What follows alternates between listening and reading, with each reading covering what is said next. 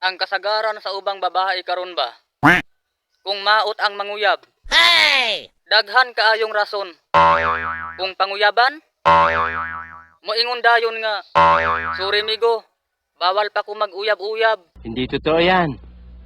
Kay nag-eskwela pa ko." Ug usa pa, masuko si mamag papa kung mag-uyab-uyab kog sayo. Wow naman! Wow! Pero, kung gwapo na gani ang manguyab, walay daghang rason. Moingon ra dayon nga, "Sige migo, uyab na ta. Gisugot na ta ka.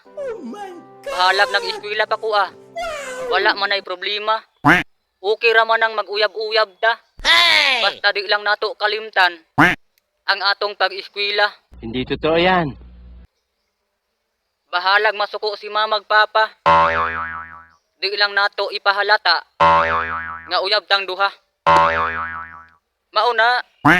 Maunay batasan sa ubang babae nga hilig og gwapo. Correct ka dyan. Pero kung binuangan ra, daghan kaayong madamay. Maapil pa ako ang lulo sa sementeryo. Yati mo.